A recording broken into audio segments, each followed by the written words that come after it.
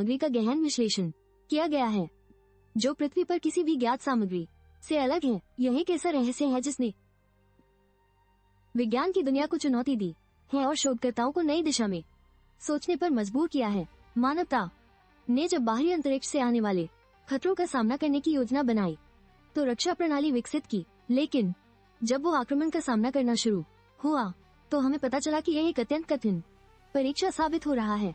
एक विशाल अंतरिक्ष यान ने पृथ्वी पर अचानक हमला किया जिससे पूरे ग्रह में व्यापक तबाही मच गई। इस हमले ने मानवता की अंतिम रक्षा प्रणाली को भी असफल कर दिया और हमारी सामर्थ्य पर सवाल उठा दिए।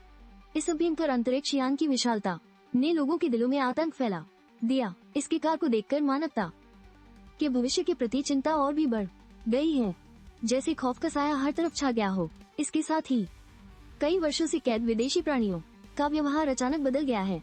वैज्ञानिकों का मानना है कि वे अपने नेता की उपस्थिति को महसूस कर रहे हैं और यह बदलाव हमें एक नई दिशा में ले जा रहा है। इस विशाल अंतरिक्ष यान की मुख्य शक्ति एक प्रचंड ऊर्जा स्रोत से आती है। यह ऊर्जा धरती के केंद्र को नुकसान पहुंचा सकती है, एक विनाशकारी तबाही को जन्म देकर।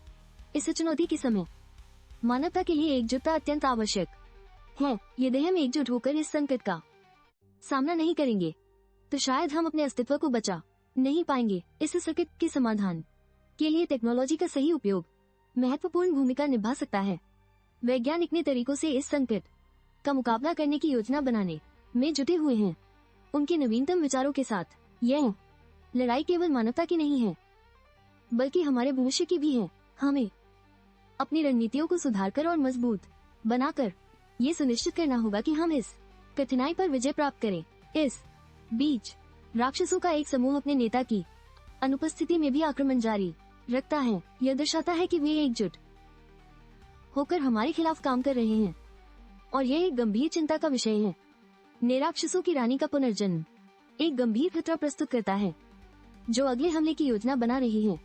इससे मानवता की सुरक्षा और स्थिरता पर गंभीर प्रश्न उठते हैं। विज्ञान और तकनीक की मदद से मानवता के पास अभी भी एक मौका है। एक विशेष बॉलिंग से प्राप्त डेटा हमें अगली बार राक्षसों के खिलाफ बढ़त दिला सकता है अगर हम इसे सही तरीके से उपयोग करें।